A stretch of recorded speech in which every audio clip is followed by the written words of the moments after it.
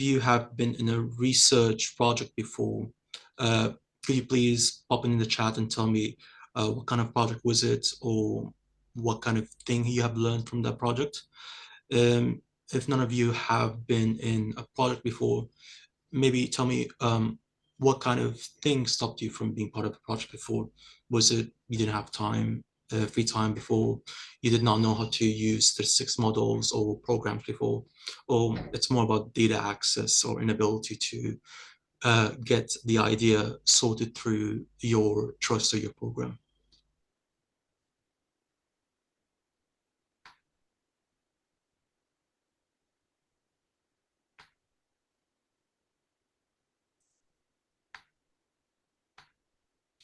So again, if any of you want to share, you can either share in the chat or unmute yourself and talk. It's okay.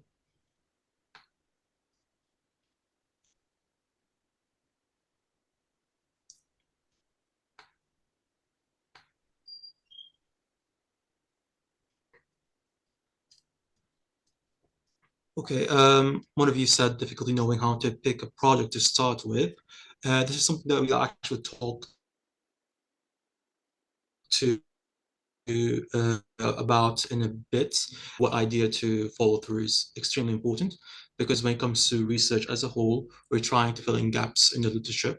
This way, we don't oversaturate a specific question in a specific field by the same data over and over again, and actually producing something novel, something useful for readers and clinicians and scientists to actually learn from.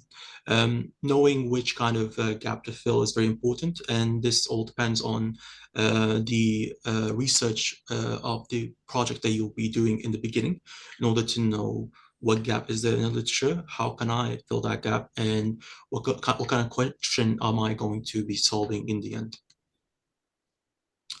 So why is research important to be clinician-led? So it answers the questions that we face every day. Especially in radiology, a lot of the equipment and software that we use is produced by companies outside of the realm of the hospital. So these vendors, they publish performance numbers on selected cases inside their facilities.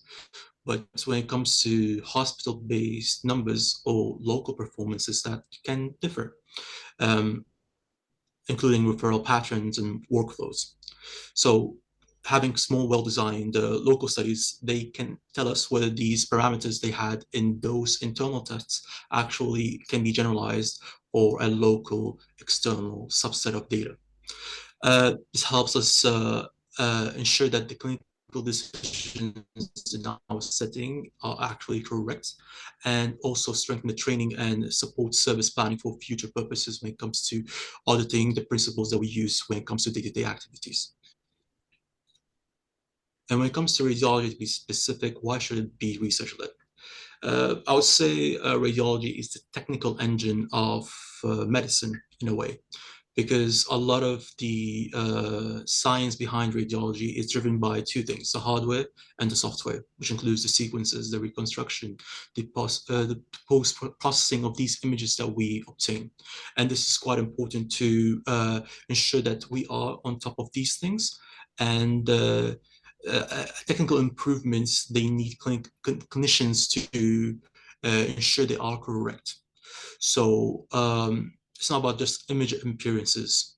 Even quantitative imaging, it requires being able to repeat it quite often and reproduce it quite often to ensure it can be used on a local, smaller scale, not just on a wider internal scale. And for example, any artificial intelligence tool has to be validated on external subsets of data instead of just internal subsets of data.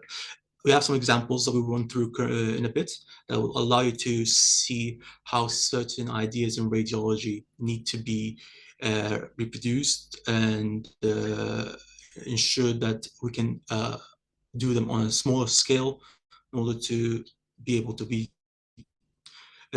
sure that they can be used for the trust level programs. Now, our first clinical example includes CT dose reduction through iterative reconstruction. Now, when it comes to radiology, dosages, we try to ensure possible uh, to ensure that we don't cause any harm for the patient. It's one of the things that we need to keep in mind whenever we do a certain examination or certain imaging procedure. Now, iterative reconstruction uses mathematical models and certain parameters to reduce the dose of the imaging modality given to the patient, while also using these mathematical models to estimate and enhance the quality of the image. Now, when it comes to certain programs and certain machines, a lot of companies have had their own internal testing that showed a lot of progress in iterative reconstruction.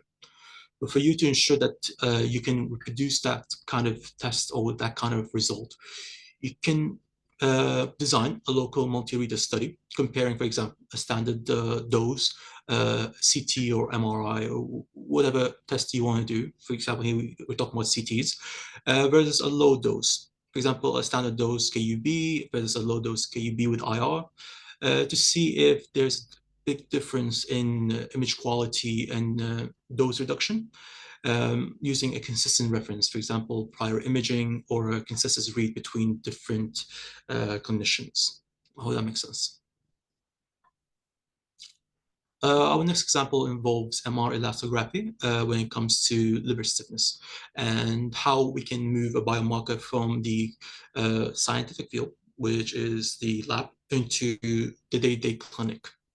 Now, MR elastography has been in use for quite a few years now. It has been an interesting technical innovation actually, and has been FDA cleared in the US and been used in Europe as well for application for liver fibrosis. It uses waves that can be measured to see the stiffness of the liver. And this way we can see the progression of liver fibrosis in such patients. They use Kiva profiles and community validation to help standardize the acquisition and analysis of these images. So not just the standards that have been set by the Royal Colleges or the associations in North America should be followed. Also, local feedback is very important because these biomarkers can change when it comes to different localities and different patient profiles. So that's why they opened up different community validation programs and feedback loops in order to ensure that we standardize the acquisition analysis of these modalities. So even in your local setting, as a clinician, as a doctor, that's something that you can also do. You can go up to one of the consultant radiologists, share this idea with them, pull up the Kiva guidance, and see if you can report certain individuals with liver fibrosis with such a modality, and try to give feedback through the community validation programs that the associations have to see if it can be reproduced, those results can be reproduced at a local scale compared to a wider scale that have already been done. And finally, one of the most common and famous examples nowadays is the use of artificial intelligence, especially in the field of radiology. When it comes to internal testing of artificial intelligence, it's very protected. So, and it's very controlled. But once you apply these models outside of a controlled environment, they can tend to fail in certain ways. So to ensure these AI models, before they can be implemented on a wider scale in many localities, they must be tested in external, uncontrolled environments, see if they can produce the same results that they would have if they were tested in internal versus an external environment. And this is something most people can do on their own time. You can seek external validation on certain data sets that were gotten externally and see if the test results that you get versus the internal test results of the company who made that model are the same. And if they're different, why are they different? And what kind of parameters did you change in order to get those different results? Maybe you can find a weakness in that model that can be trained over time.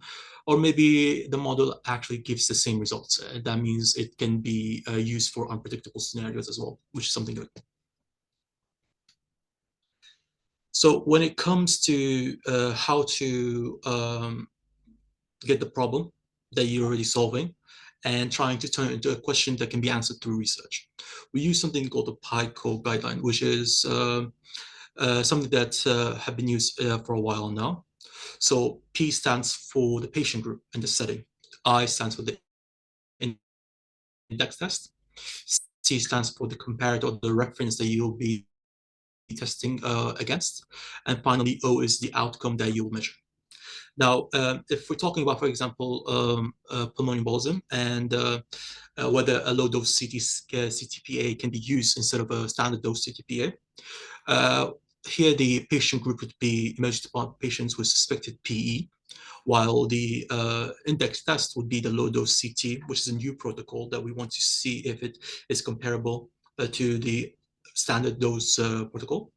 And the comparator or the indexed reference tests would be the standard protocol CTPA in this case.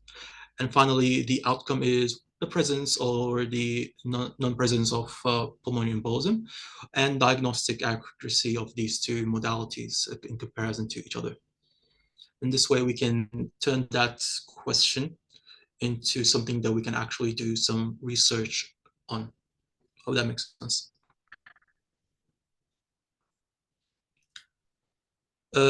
Some common study designs include cross-sectional studies. These take a cross-section of a certain time period and seeing if the outcomes are what we predict them to be. Here, we usually do an index to see if the results can be comparable, and if not, what is the reason behind that and what we can do to avoid that.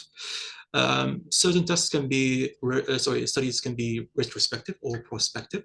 Retrospective means what's called they talking about data sets that were collected in the past, while prospective are about test data sets that are collected in the current time and in the future time to see, for example, how prognostic imaging markers can be used for certain imaging modalities.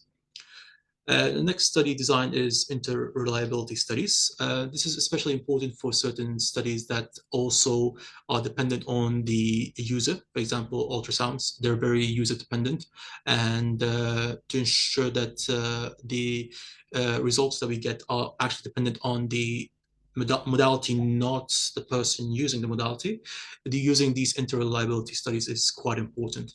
And finally, clinical trials, which is something very, very important to produce new treatments and interventions, allowing us to get new information about a certain interventional treatment while limiting the biases and the confounding variables as much as possible. And the systematic reviews, which consolidates the literature we have about a certain topic in order to ensure the clinicians can read a certain topic, a certain conclusion about a certain topic in a way that they can have all the information they need in one paper instead of reading 10, 20, 30 papers to get a conclusion. Now, some key sources of bias in imaging studies, this includes selection bias. Depending on the type of sampling that we use, like convenience sampling or non-consecutive sampling, because when it comes to your study and your question, you have to be selective when it comes to your sampling to ensure that you are actually not biased. For example, if you're just in a cardiovascular clinic, right, and most of your patients are patients with, let's say, heart failure or MI or a certain type of cellular disease, and you want to study the prevalence of that disease, and the kind of sampling that you use would be convenience sampling in that case. So anybody who comes to you will be included in the study. Most of the people that you'll be attending to will be patients who have the disease. So your prevalence will actually be skewed or biased in this sense. Verification bias is also a bias that is present if you don't have a reference standard or, like we said, an index standard that you compare against. Next, we have spectrum bias and observer bias. Observer bias is when what's called you have a lack of blinding, especially when it comes to clinical trials, is especially important. When it comes to clinical trials, we have two types of trials. We have blinded and non-blinded. And when it comes to blinded trials, we have observer blinded, patient blinded, and together having both observer and patient blinded studies. And finally, if you have incomplete or differential follow-up, if you don't give enough time for the results to actually change, this will also cause bias when it comes to the timing of these results. Now, when it comes to ensuring that your study is actually important for the field, or that it does fill a gap, that's the questions that you can ask yourself. Is my question clear and clinically relevant? Is it actually filling a gap in the literature that can help someone or clinician somewhere understand the problem that they are having? Were your patients enrolled, if you have having a cohort study or a clinical trial, were they enrolled consecutively, one after the other, or just randomly? Of course, randomly is better always, ensuring there is less bias. Was the index test interpreted blind to the reference standard? So you don't have, again, any bias when it comes to knowing what is the index test and what is the reference standard. So you don't have any confounding variables that can affect your test results. Where measures of precision like confidence intervals reported. Again, that's quite important to know how these results vary. Let's say if you have a result of 5 plus minus 5, it's different than having a result of 5 plus minus 20, because that variation is very, very, very large, and that can raise some questions as why does it vary that widely. When it comes to radiology, a lot of devices or modalities have certain diagnostic markers like accuracy that are quite important for us to know as clinicians. I'll run through a few that are quite important, which include the true positive, the false positive, the true negative, and the false negative. Now, if a person has a disease and the test tells them they have that disease, that would be a true positive. But if a person has the disease, but the test tells them they don't have that disease, that's a false negative, because they actually do have a disease, but the test is faulty for them. Now, if the patient does not have the disease and the test is negative for them, that's a true negative. And finally, if the patient does not have the disease and the test tells them they have the disease, then that's a false positive because it's not correct. This is a worked example. I'll share this PowerPoint with you guys later on. You don't have to go through it now. You can go through it later. It's just how we calculate the sensitivity, specificity, and positive predictive value and negative predictive value of a cohort of patients after we have the true positive, the false positive, the true negative, and the false negative, which are quite important for us to know. This is another example of a diagnostic test that we use in radiology, which is called the AUC, or the RRC curve. Now, as you can tell, the parameters are written here. There's true positive rate and the false positive rate. If you think about it intuitively, as you go to the left upper corner, both the false positive drops and the true positive increases, which is the perfect or the ideal score. And if the area under the curve is extremely wide or extremely variable, this tells us that the test actually is faulty, and must be a reason behind that. So the more it goes to the left upper corner, the better the diagnostic markers are, and the more accurate the test is. Hopefully that makes sense to you guys. Finally, depending on the type of study that you use, you can use certain guidelines to ensure that your study is actually correctly being managed. For example, for systematic reviews, we use the PRISMA guidelines, which dictates what kind of studies we need to search for, how do we search for them, and how do we report those results. For diagnostic accuracy tests, we can use the START guidelines. For what's called observational studies, we can use the stroke guidelines. So each study has their own guidelines when it comes to ensuring that the study type that you use is correct, and the way you use that study type is also correct. When it comes to doing a project in your own local trust or hospital, you have to ensure if it's involving any patients or live data of patients that you have all your ethics checks done. and search for consent or sign a waiver whenever needed to ensure that you don't run into any problems later on when you try to publish the study data. And when it comes to radiology specific studies, you have to ensure you anonymize the data of any uh, images that you use, especially when it comes to patient identifying features. So you have to remove all of those. And when it comes to local policies, yeah, you have to follow the local policies of your trust to ensure that you are not going against anything that your trust has in place. This is why having a consultant doctor or someone in the medical education department going through the project with you is quite important, because they might be more aware of certain things when it comes to local policies than you are. This is a quick summary of what we discussed so far. So we need to define a clear question and what kind of outcome we're hoping for.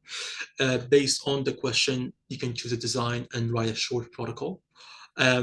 Consult the medical education department to see if you can get some help when it comes to statistics or managing your data. Apply for ethics approval, collect the data securely, ensuring everything is anonymous if need to be. And finally, ensuring using the checklist for the specific study design that you're using. So takeaways from this talk, simply, you can start small. Local audits, a small retrospective audit can be done easily in your local departments. An inter-observer study between different conditions in the same modality also can be done easily and in a short period of time. Using checklists when designing your study is quite important to ensure you're doing it in a systematic pattern. Again, talking to your department lead, your department statisticians, and research offices helpful. It will save you a lot of time when it comes to things that you're not used to. And yeah, if you need any help when it comes to crafting those ideas or answering those questions or what guidelines to use or who to contact, you can always reach out to me. I'll share with you my email in the end of the talk, and then hopefully I can help you out with any questions that you have. Thank you a lot. Uh, this is the feedback form. If you have any questions, please do ask me. That's okay. But if you don't have any questions, please fill the feedback form to ensure that we know how you guys viewed this talk. Thank you.